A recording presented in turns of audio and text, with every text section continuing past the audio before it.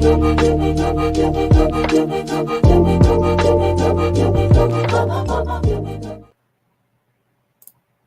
everybody. Good morning. So it's a skeleton crew here today, just you and me, man. Just us. Best of us. Who else? Well, we don't need any more than that. Well, did they all get stranded in San Francisco? Is that what happened? Well, they were down there. A bunch of the team the whole crew was kind of down. I was holding down the fort, just doing my own thing. Family man, we're just doing our things, keeping the world turning while they're having fun down in SF for GDC and the Gala Hackathon that was going on. So, yeah, no, I know it's spring break, I believe, for all the Oregon schools right now. So I think that's why Nate's not here. Forge isn't here right now. I think him and his family are doing something. So, but we're here. Good.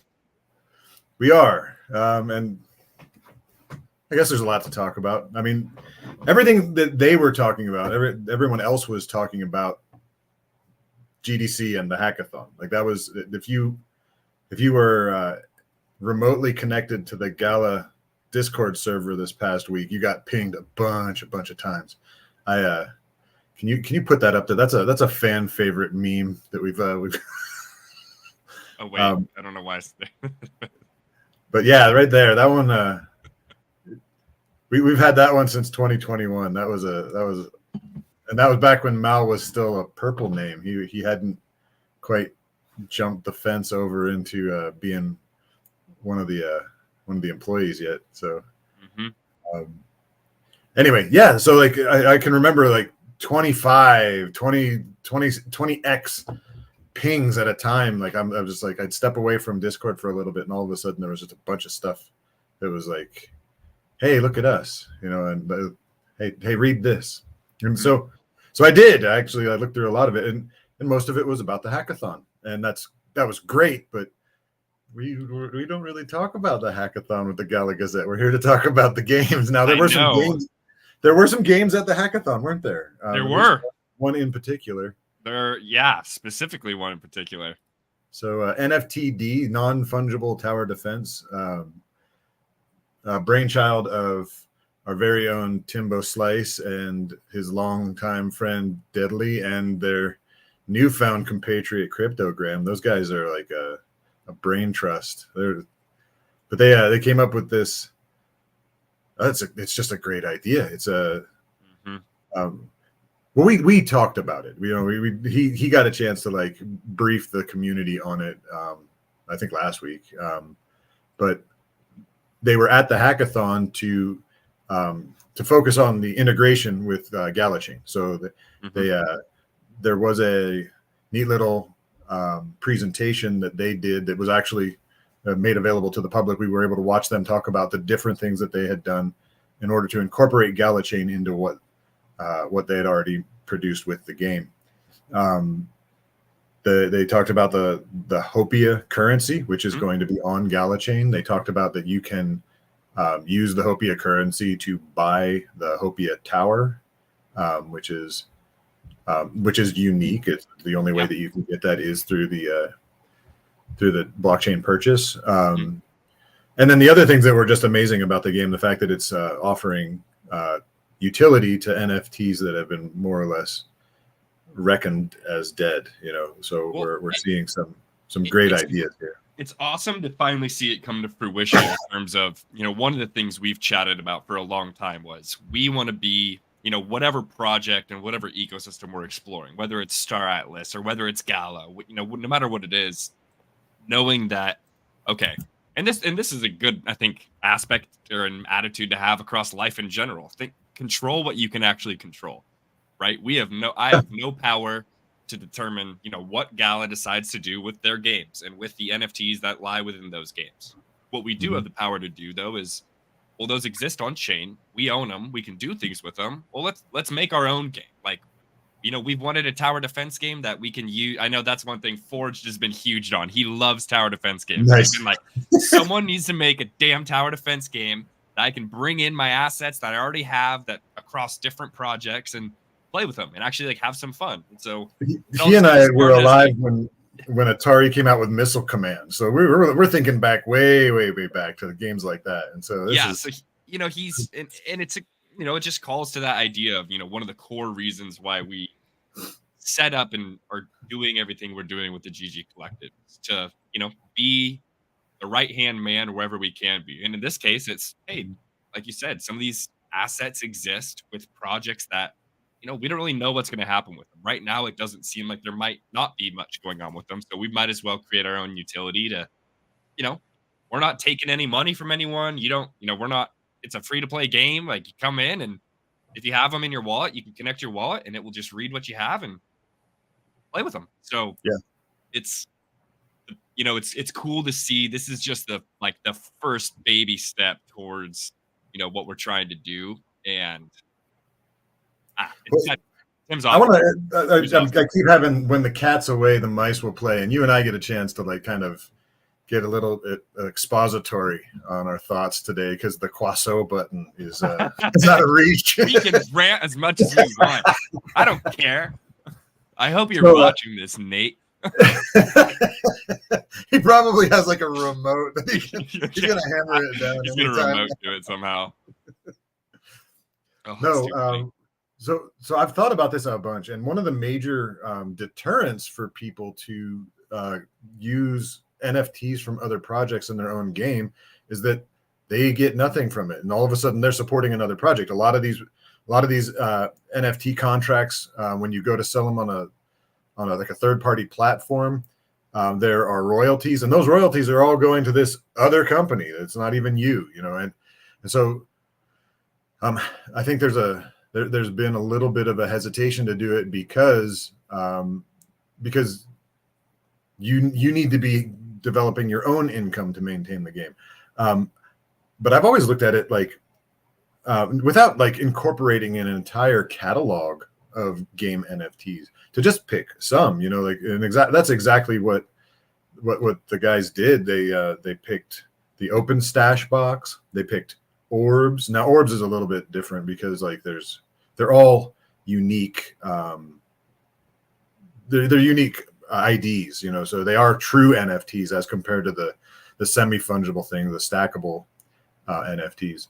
But anyway, yeah, the Orbs, they have the stash box, the Open Stash box. They've got the Blue Realm tokens, so they were picking things out of different places in the ecosystem that were really kind of like really hitting a lot of the sore points, things that a lot of people have a lot to say about because there should be something going on with these items, or there was things that were promised with these items. And so it's neat to see them delivering on the promise, even though they're not the ones that made it. But they didn't have to like say, okay, we're going to incorporate every last thing that's in Mirandus. Like if you have any Mirandus NFTs, you get this. That's not what they've done. They've picked specifically what they were going to allow into the game. And I think any person developing a Web3 game has a lot to gain by doing it that way. And it would be smart for them to pick one that hasn't already been picked by someone else, because then what that'll do is that'll invite a community of people who may not otherwise have even taken a look at their game. And they'll come into the game and they'll see what is available. They'll see whether or not they're enjoying the game. And then whatever it is that you put there as far as a income stream for yourself, maybe your income stream is just the fact that your game's getting hits and you're getting sponsorship kind of stuff. Who knows what that might be. But it's just a way to bring communities together to create success for whatever it is, whatever kind of application you're building. So I'm really a proponent of cross-platform or cross-game utility because it makes sense in my mind. And like I said, if you're interested in making all the money, you're never going to want this. But if you're interested in making all the money, you're not going to get all the money. You gotta provide something to the community, like you said, like give them an incentive to come in, and not only just an incentive, but to kind of prove to them that, hey, we're trying to do the right thing by everyone. Like we want to do right by the community and providing what we can provide. Granted, like you said with Hopia, we're gonna have our own NFTs for NFTD, and we're going to have, and granted, those are going to be things you can just earn through gameplay, but this is just the basis. Like, I mean, Gala No Guide, great comment right here. Yeah, why don't people use that as a marketing strategy, right? Interoperability is the, you know, the beautiful thing about blockchain, being able to use. Yeah, I don't know. I think it's. Well, you're leveraging someone's interest in a different thing for something that you're trying to promote. Like they already own the asset. They're already invested. If you create an avenue for them to find new utility for it, and if they don't like it, they don't like it. No harm, no foul. Eventually, like as long as you're like being wise about the way that you're implementing that NFT, you're going to find somebody that likes it, and then they're going to tell their friends, and then it's going to be an opportunity for everybody. And why not? I mean, like you said, we don't. I think the concept of like, oh, we need to be the ones making all the money. Like, if that was our mindset, we wouldn't have set up the GG Collective like we set it up, right? Right. We wouldn't have gone through the process of going through the SEC and making it a security offering. That's royalty sharing and any profits we potentially generate. And I don't know, it's awesome to see that, you know, we had such great reception of it.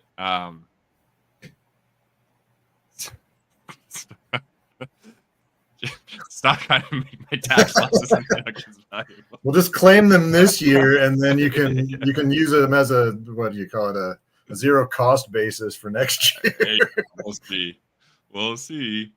But yeah. We interrupt the regular scheduled program to bring you this important message. Oh, there he is. There he is. We're back. You did make it. My ears were burning talking about NFTD over here. The creator. Well, since you're here, it would be probably pretty good for you to run down the there it is, the winners from this contest, this first contest. We got the first official playtest winners. Nice. Devikin Bop over here with a massive score of 1,200. Absolute dominant force. He's over here. He was giving tips. I watched this video. It was brilliant. He's like, this is how I do it. And he's just like flying around the screen, putting up extractor. Dude, so we were sitting there talking about how he was doing it and how we would do it. Because it's actually funny making the game. I've been saying it. I've said this before, like, players are better than the devs at games usually because they have way more time to play. We played it. I'm the main play tester. I play it a lot to make sure like it doesn't have bugs and it doesn't break. But then I got to keep building, right? And Devikin came in here and found all the strats. Here's a video of him absolute playing. Beast. Yep. And then shout out to MetaMug and Magic Play. Y'all dominated as well. We got a big old ancient sleigh. Devikin's going to be delivering Christmas presents to people on the battlefield. So yeah, he is. and MetaMug with the legendary chicken. You're bad. And honestly, the Scorpion's my favorite tank. So Epic Scorpion's a great pickup as well. I love it. Like I have a legendary Scorpion and I've been playing with for a while. So no, I think these are. I'm happy to get him into these guys' hands. They've been OGs. Devikin's been in the MOF for a super long time, so I'm excited to send them out. Dr. Wookie was talking about you guys, and he as he was running down the prizes, he's like, I don't know. I think the legendary chicken is a better prize than the sleigh. Even ancient to legendary, you can say what you want, but the chicken, that's that's why I did it. I was like, that's kind of hard. Like the chicken's way more fun. Obviously, you got more earning potential on the ancient, and some people are just beasts on the sleigh. It is hard to hit if you're quick and you know how to move. Use those omnidirectional mechanics. You can dominate. But I'm excited. So it's a lot easier for me because I can just like kind of slow swivel. Yeah, right. The controller is hard on some, but really good for the others. Like it's not good on the artillery stuff, but. No, not at all. No, but for the so for NFTD, we're going to take a week off, reconvene. It was pretty hectic week for us to get this all going, and honestly, I am like, we're super appreciative of everybody, of how they played. Really fucking cool people, because we did get the playtest out really quick. People could have came in and tried to cheat and hack and be all disrespectful, but I mean, we have it's a testament. Say it. I was gonna say, we had people, I think it was Rostikip, wasn't he? Came in and essentially was like, yeah, hey, it was Rostikip and Robin. It kind of, I was able to give myself a false score. Here's how I did it, essentially. And having that, like you just said, I mean, there was actual NFTs on the line, and Rostikip didn't place in the top 3, right? And so, even though he could have if he wanted to, but that's just such a testament to our community. 100%. I think we've been saying it the whole time, and it's an affirmation that we are doing things the right way. We've been saying like how we want to build a game with people, and then here we are, we do it, and next thing you know, everybody's literally in the trenches with us, helping us, trying to exploit our game before bad people come in and try to exploit it, so that we can find it. Like they care about it, they want to protect, right? Like we've seen that, how we've cared about these games. We want to protect Townstar or Common Ground World. We want to protect Spider Tanks. We want to protect these games because we care about them. They're our worlds as much as they are the devs. So having people come in here and really help us build the infrastructure of it is awesome. And I think we're gonna fucking dominate. It's awesome. Yeah, I'm really looking forward to what you guys have coming with that. It's not just the new towers or anything like that. I think there's I can see that there's a lot brewing up there. They won Graham is a reason.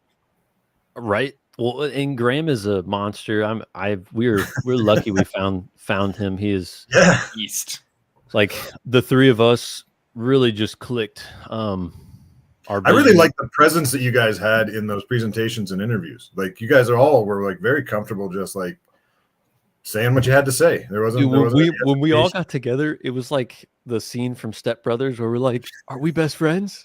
Did we just find our best?" All of us, dude. We're that little kumbaya. We're like, we did it. We got a good vibe going. We're all completely aligned on what we want to do. We're just pushing. Awesome. So it's sick, man. Well, so this wasn't the only thing going on. I do want to ask. So it was first place in the judges' choice. Yes.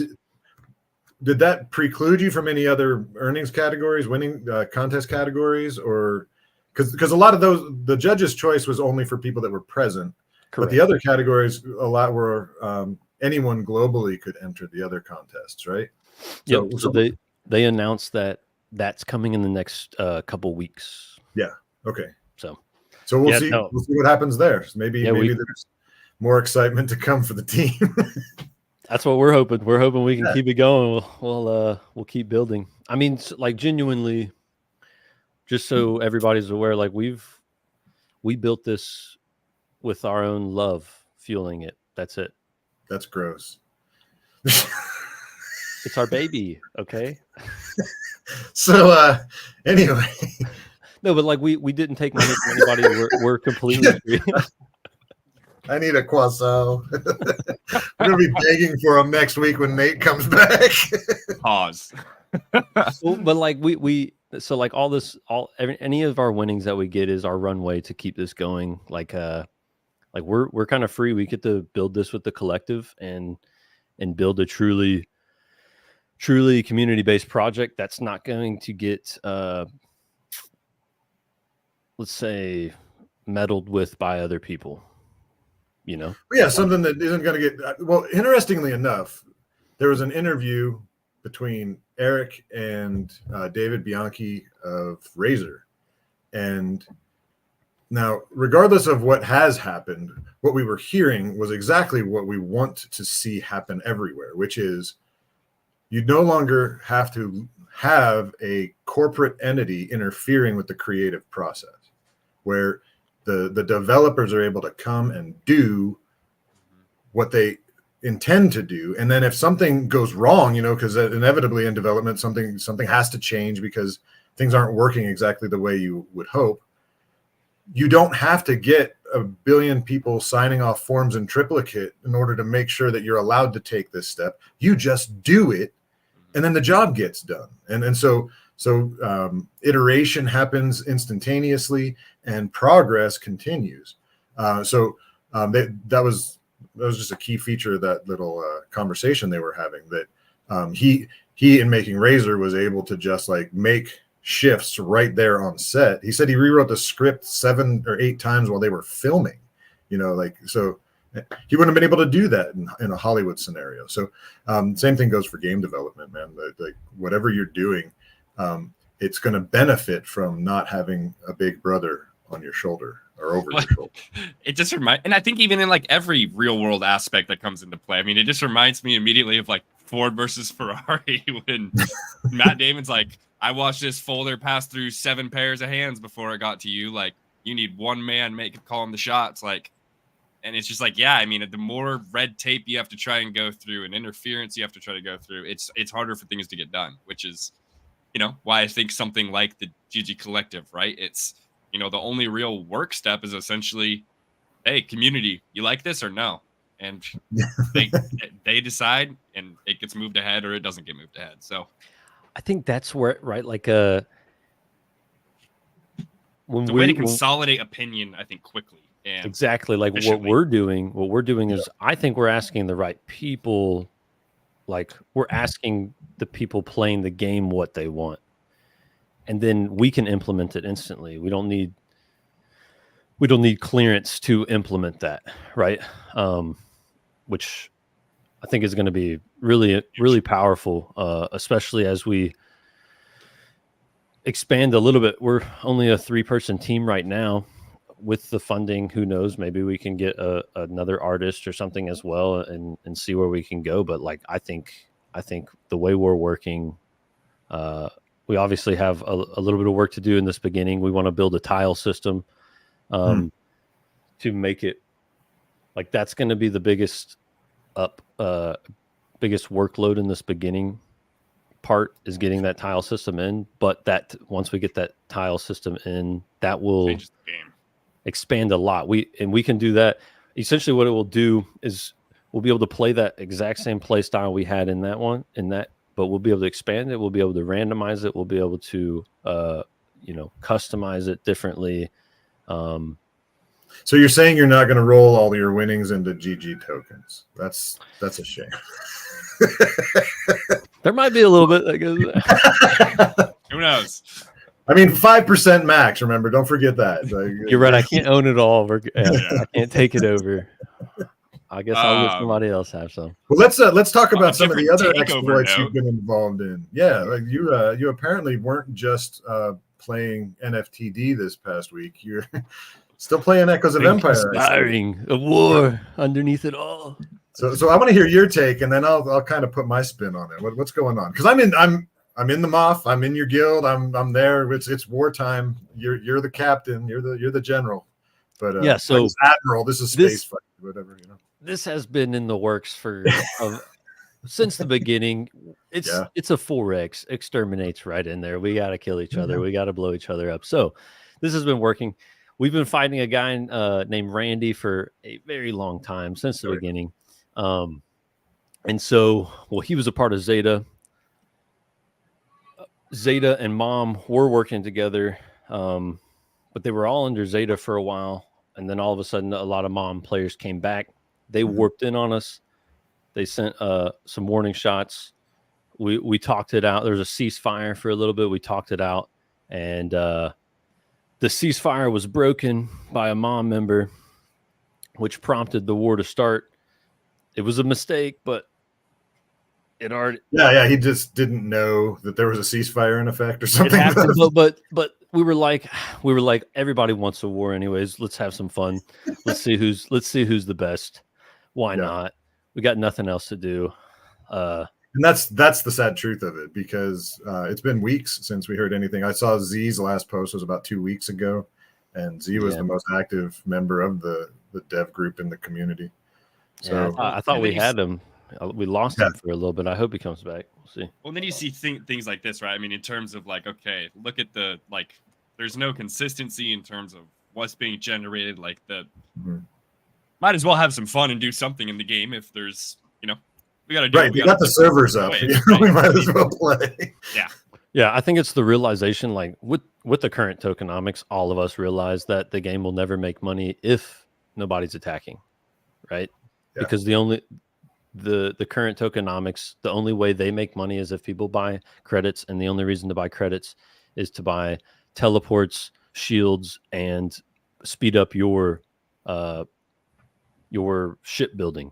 Yeah, and the only reason you need those three things is for war, and so that's where we're like, we might as well all attack. It's the only way something's gonna get the most like wheel rolling. Ridiculous announcement of war that I've ever heard of. It was kind of like, do you guys want to go to war? Do you think we should? You know what it is? This is like a UFC fight. Let's just go to war. Let's go to war. That sounds like fun. It's the UFC fight. There's no drama. There's no emotion. There's no hatred. It's just like a kind of curious. Okay, look, Are we gonna have a good time with this? This is 90% fun. There's 10%. We're gonna fuck you up. We're coming for revenge here. Yeah. Okay.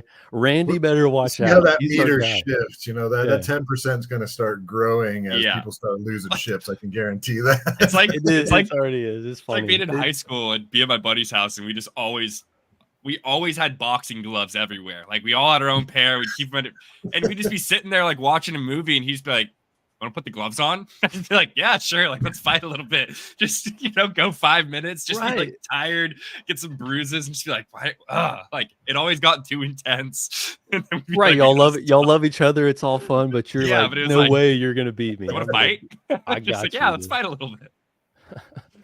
So the war type feeling, the aggression definitely shifted over into Eternal Paradox over the weekend. Out of nowhere, S12, which has been the #1 guild consistently since season 1, launched an attack on Dub, which happens to be where the Gala Collective account finds its home, where I play. So we've been allies since the beginning. In fact, originally the S12 and Dub were one guild, but it was just too many people, so we split. But some things have happened over the past couple seasons that they decided that it would be really good to sneak attack all the Dub members on a Sunday morning. And I think we got to play this out, dude. For Gala, for all these games, we got wars going on. I think that's one of the reasons that I'm talking about it. Because Eternal Paradox has plenty to actually talk about. The Echoes of Empire is really quiet, but Eternal Paradox is constantly making improvements. They, in fact, you can see here they put out an article it was a Q&A. There were some questions coming from Gala themselves, and then a lot of community sourced questions. Things that they have planned coming up, they are not stopping. They just keep developing this game, making it better. We're going to see a guild arena system in season 4 where you can actually select other guilds to play, guild members to play against in order to earn victory points for your guild.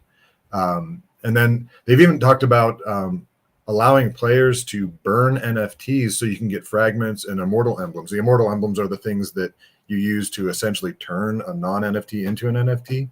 So instead of just having that wrapped up in an NFT you don't want, or maybe you got it out of a box and it's a character you already have duplicates of, you could burn that and use those immortal emblems to take one of your other characters that you do like better and turn that into an NFT. I like that. And I'm sure it's not going to be a 1-to-1. I'm sure there's going to be a little bit of a decay. There should be a burn or a decay, like you said. Like you should lose, 10% of your value, because that incentivizes you to play and get more into the ecosystem. But I mean, that's no different than, I always think about just like any like first person shooter type game or whatever. It's like if I couldn't swap my gun whenever I wanted to like if you pigeonhole yourself into one area and then the meta changes, or you want to like, people are running this type of deck and I can't do that or I could, but I don't want to because I don't want to sacrifice my victory point. Or I don't know. You got to have that ability to swap.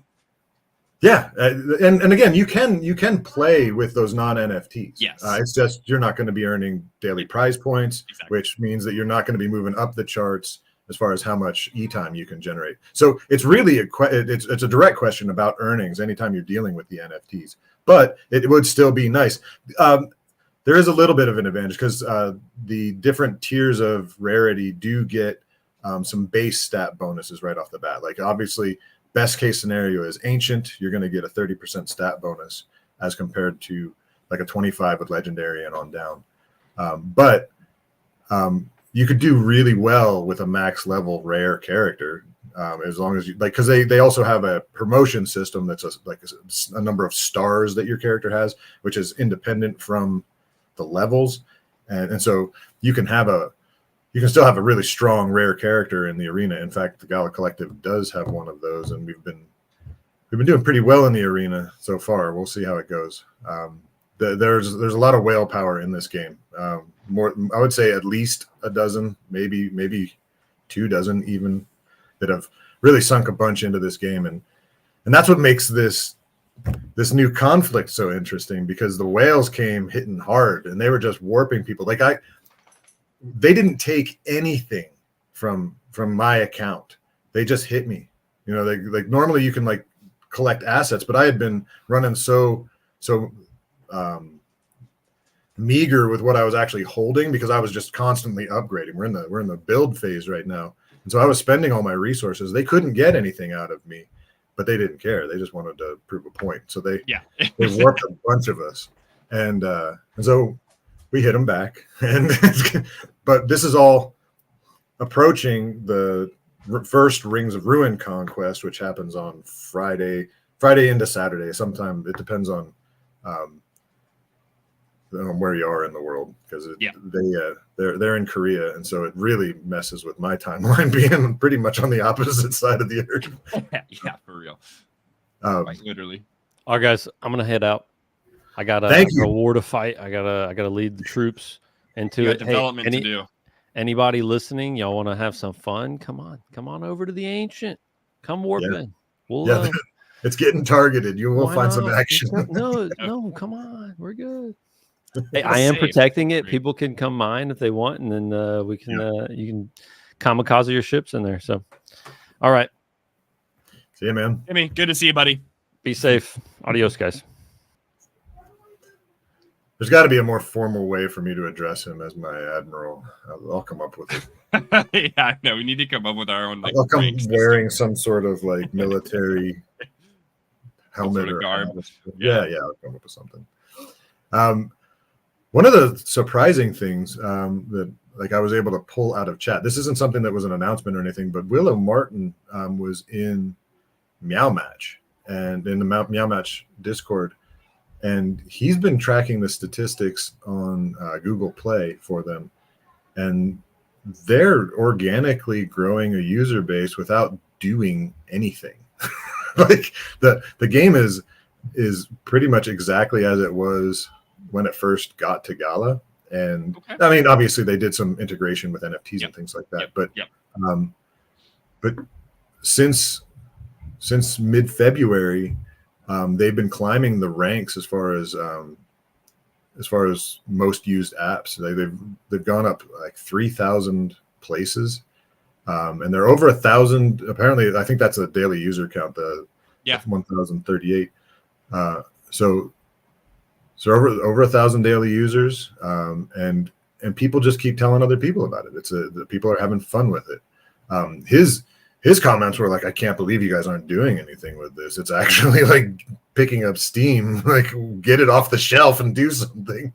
But I mean, even just like I see with every other mobile game, it doesn't even have to be a good ad. You can put out an ad with the wrong gameplay and people will download it. Like it's the mobile advertisement of like mobile games is like, I feel like such a loot. Like, just put anything out and people will start seeing it. Like, post it on X, it will get seen. Like, that was the thing that I thought might happen community noted. That was the thing that I thought might happen with Get Pluck, because the little like cinematics that they were doing were pretty fun. I just think it was too choppy in terms of and that's fair too. Like again, I'm not trying to make a case for the quality of the game. I'm saying I thought that they might find find a home somewhere because of the fact that they're, just that witty quirky, introduction. Yeah. Hey, take a look. Then who knows? Maybe some people are they got a hunger for Frogger, and then they exactly. and then they play.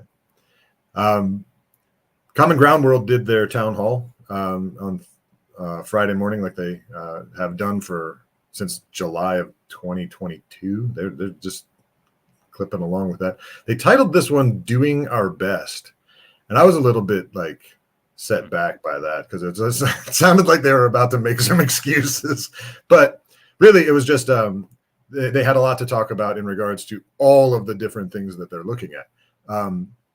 The chain team they said the chain team is still testing the tokenization situation, and Volcron he kind of confessed to having a hand in that from the guild system side, where he said he wanted things to be moving forward slowly due to the probability of bugs. I was reading into that, maybe saying like he found some bugs and didn't like it, but maybe not. Maybe it was just one of those things that there's so much being woven together between back end and front end there that it's just likely that they're not going to nail it all on the first try. So anyway, that's kind of just like an update that they haven't told us anything new. They're still getting there. But it's not like it being ignored. Anyway, they did talk about Q2 and the upcoming development that they're going to be doing on the daily challenge, the daily and then the play and earn aspect of the game. Now this I thought they would just kind of like work it into one of the game modes they already had. They're going to do a separate game mode apparently, and each day the town will reset. So you start from whatever base town they give you every day at the outset of your daily challenge.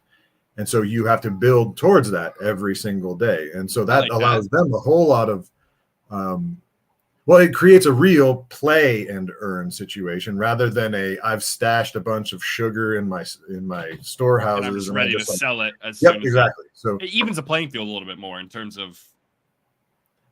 Yeah, I like that. Yeah, yes and no. I mean, there are some really powerful NFTs that allow you. Yes, that you'll still be able to place and take advantage of, and but with that in mind, they can tailor the challenges to be more even open for the playing field, so they don't have to have it be something that you need to like get to this specific end product, or maybe they could meter it or gauge it based on the number of NFTs you do use, like do this without using an NFT or do this, whatever I mean. Yeah, or put some sort of restriction as a part of a specialized game mode, right? Like don't make that the whole thing because people don't want to be restricted on what they can use. But say they're like, hey, one of the 5 challenges that we're pushing out this week or whatever is it's a strict build. These are the pool of NFTs you get to use. Who can design the best town for this independent challenge? I mean, you always could do something in terms of like, hey, this isn't. I don't know. It reminds me of like when I think about like normal games like Balloon Tower Defense. Like you could have just play a game mode where it's an open map and you play however you want to play it. You use what you've unlocked or whatever, and you get to do it. Or on the flip side, they had it where it was you get to use these versions of these upgraded like monkeys or whatever in this map. You have to try and get to level 100 only using what we provide you. So like doing something in that nature, I think is feasible per se. I don't know how well it would be accepted. Like you said, like you got the only thing that's popping into my head right now is that we have to bear in mind that one of the major purposes of this is to get the earnings NFTs into your game so that they can actually generate the dirt token. So now in most of those cases, those NFTs could very easily have nothing to do with the product in question. It's just they just have to be in play in order for you to be able to register the points. Like I don't know if they're going to go with town points or if they're going to. But ultimately it will translate into a certain number of dirt tokens per day. So maybe NFT restrictions would have to be like worded very specifically.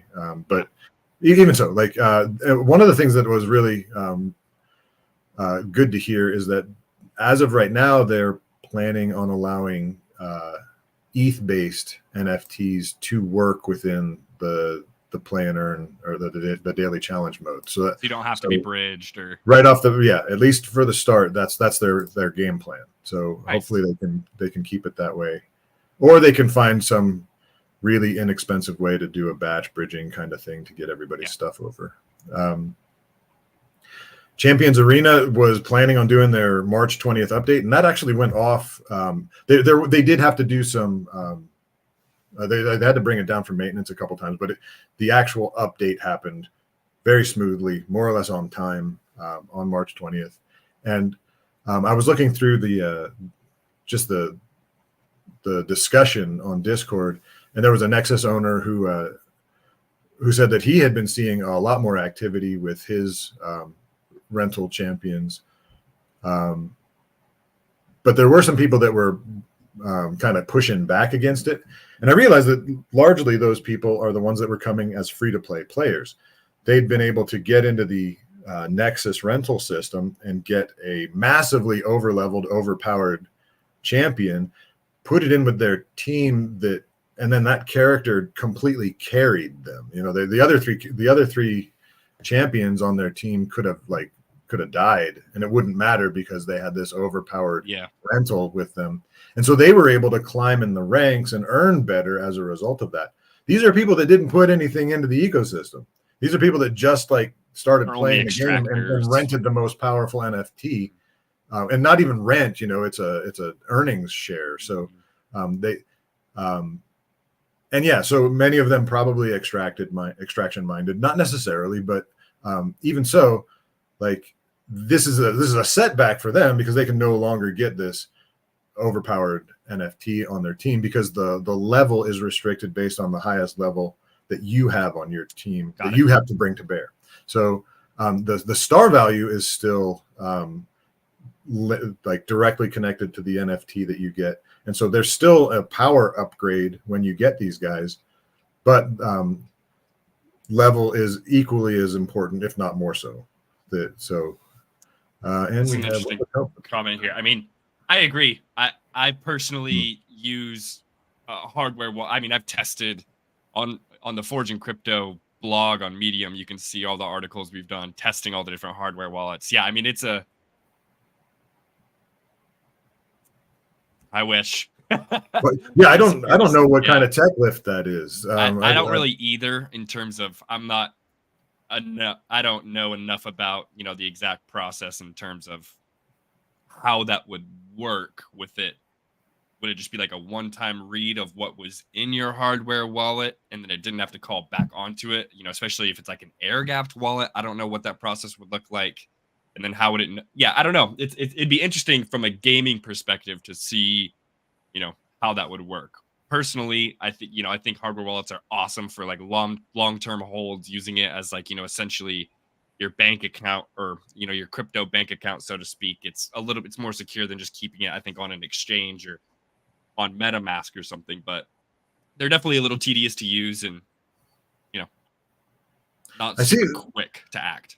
I see we're going a little bit longer than usual. I'm going to take this opportunity to dive a little bit on this just as an idea. Like your hardware wallet, it has an ETH address, right? So you should be able to enter that ETH address into MetaMask and not let it still have something not have access. And now there's MetaMask integration into Gala itself. So if you have it in your hardware wallet, you could set up a Gala account with that via MetaMask, as long as they continue with their plan to read ETH-based NFTs.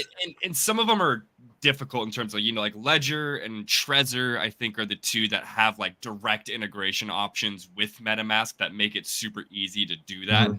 Some of them are a little more complex, and even the process of potentially, I don't know, sometimes I know with the Engrave Zero and the Keystone Pro, the way they do it is I was trying to essentially do that, get it to where can I read, just directly what's on there? And can't remember exactly what the issue was that I was getting, but I mean, you're right. I think for the most part, especially with the more popular brands, but I think the more air-gapped ones make it even a little more difficult to do something as simple as, I don't think you can integrate it to the a software. information has to be on the chain. It doesn't matter what kind of wallet is in That's there. true. So as long as the game can get the information about ownership, they don't have to have well, I guess if there's the locking mechanism, that might be problematic. It'd just be game dependent, but I think if you're, I don't know. Yeah. Anyway. I mean, cool. So I don't know if that helped at all. It definitely gave us something to talk about. So that was Champions Arena. Mirandus got mentioned briefly on Ahead of the Game this week. Ahead of the Game focused almost exclusively on the hackathon, but there was a little blurb at the end where Anita mentioned a couple games, Mirandus being one of them, and she focused in on Manny's Wallpaper Wednesday announcement, where he talked about a number of things that they were improving. Jason also contributed in there, and one of the things that they were talking about is how difficult it is to take one piece of equipment and have it look right on 9 different types of exemplars that have both a male and female gender component to them. So later in his Friday update, Jason talked about they found a way to bundle the assets that is it's streamlining how much work is being done by the servers, and I guess on client side too. Again, like I'm not the guy to tell you what, I can't translate most of what Jason says, but I think that's what he meant there. And if I didn't, I really hope he kind of educates me soon. Gives you the lowdown. Yeah.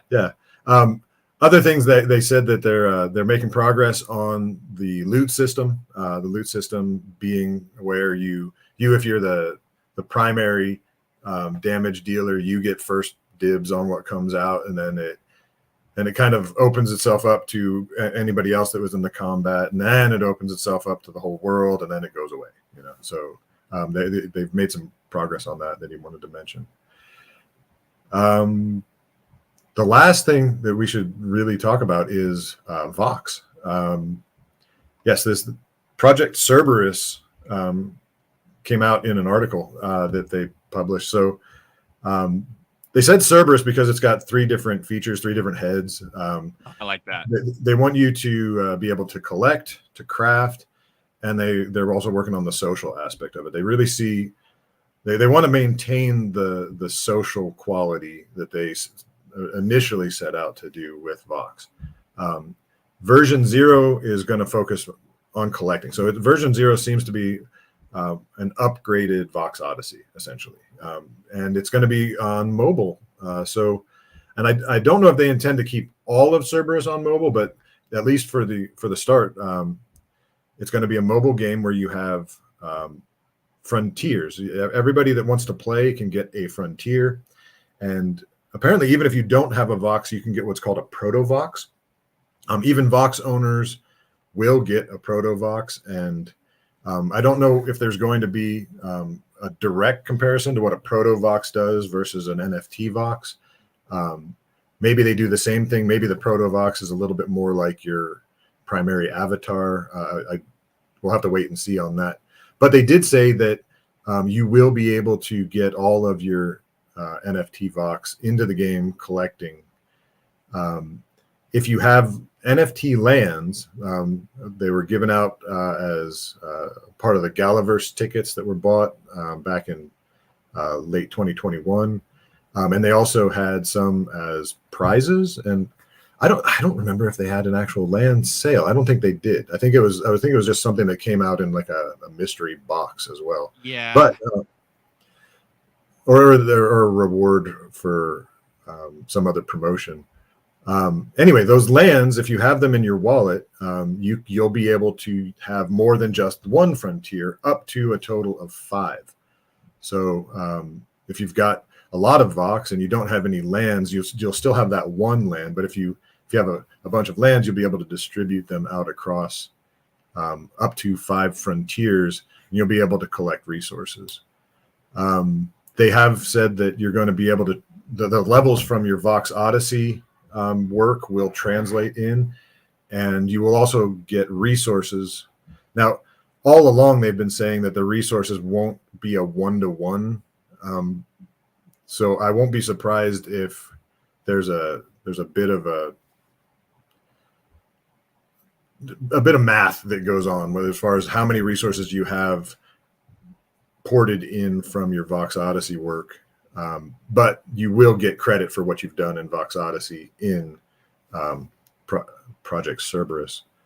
And then they announced like kind of an idea of V1. Like, so right off the bat, you're going to just be able to collect V1. They want to start Gala chain integration where you can even swap resources. So obviously that would be leading towards the crafting side of things, where you'll need X number of this, and maybe you run out of one and you have a ton of the other. They want to use Gala swap. So rather than having it be something that you're going to something like NFT Harbor and purchasing it, or maybe you could do that also, but that you would actually even be able to use Gala swap itself to just swap them as tokens, which is interesting. That like it's no longer like a token that you're looking at like a coin per se. Yeah. It's just a tokenized item for the game, and that one of the big questions has been like, when are we going to see Vox at DeFi? Again, I was watching a lot of Dr. Wookie's stuff because he's also really well informed, and that was one of the major questions that he wanted to hear an answer back out of this new phase for Vox. And if you think about it, that is kind of a step towards DeFi, when you can take your in-game assets and swap them on, even if it's just a ledger, or what's I'm totally dropping the ball on the name for the terminology for what Gala swap is. It's an order book. Yeah. So even with it just being an order book, you're still looking at an opportunity for Vox to be harvesting something that is immediately swappable, and as utility. And to see what kind of pairings could come out of that, there's no reason that they wouldn't be able to, like, okay, so you have wood and stone, and you make pairings there. There's no reason there wouldn't be able to be a stone to E-time pairing or a stone to Gala pairing. And that's entirely up to what they do with Gala swap itself. Well, and that opens there's room for a third party to do it as well. Well, and that opens up so many potentials in terms of, if they do go that route of having, like, say you could, there's a E-time to, stone pool or something, and say you're, for you, because of the types of assets you have, it's a lot easier for you to get E-time than it is to harvest stone. Well, then you still have an access to build up a game through a different game, and I think that's awesome. That's a super cool idea that I hope. And the cool thing about Gala swap in this regard is that you don't need a pool.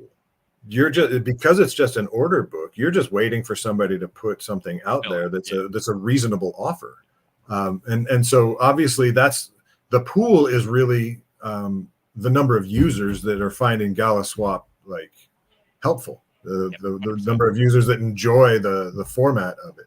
And so as the pool of users grows, you're going to see more offers out there, and those offers are going to start to find the rough market value of the things that say are on centralized exchanges already, something like the Gala token or Materium or Silk. Those are already out in the wild. We see what they're valued at. You can look at it on CoinGecko or CoinMarketCap. They have a dollar value for them there. Yep. But then within the Gala chain ecosystem, there's a lot of things that haven't made their way out into the wild, and there's still a sense of what they should be worth, but that number will become a little bit clearer as more orders are put out there, and there's a competition for getting their hands on those resources, whether they're like coins or just in-game item tokens. So 100%. anyway, it's early. There's still a lot that we need to see happen, but it does have potential. Yeah. No, I think a lot of the games still have potential, right? And I just think it's, hoping things are acted upon the right way. And, some Definitely. of the, I think, promises that people, whether it was a legitimate promise or whether that's just how people in the community internalized it, seeing some action on some of these things that people have been waiting for. But yeah. Last couple little notes I want to mention. GG Collective, it's been a week officially since we launched the GG token, already garnered almost $85,000 from 32 different investors. Like, that's Nice. awesome. Huge shout out to everyone that's supporting, Jesse Hines and his Seed Starter platform. They've been working tirelessly with all the little bug fixes. And, we're the first, GG Collective is the first fully live offering through Seed Starter. So there was a couple issues with credit cards not being able to be accepted and little things that were causing some issues, but they've worked super hard to get everything lined up. Everything's fully operational and functional. So for anyone looking for more information, go to myseedstarter.com. If you just type in Seed Starter, you'll probably find it. Go to ggcollective.gg to find it. It's everywhere. And one last little tiny note I want to make. This is just totally a brag that a lot of people might not care about, but I think it's super cool. At one point yesterday, I was ranked 388 out of 22 million for my March Madness bracket. So I'm ranked like 12,000th now, but out of 22 million, I'm in the top. And then Kentucky, is that what happened? And then yeah, exactly. That's my point. Kentucky, I had going to the Elite Eight. I had Oregon beating Creighton. So I'm a diehard Oregon fan. That game was double overtime of a bunch of sadness, but I was like, okay, I'm in the top 0.001% of my bracket. Best bracket I'll ever make. Sorry, not Gala related, but I had to just boast about it somewhere. So. Croissant. Well, everybody, that's it. Have a great rest of your day. Thanks a bunch, everyone. See you guys.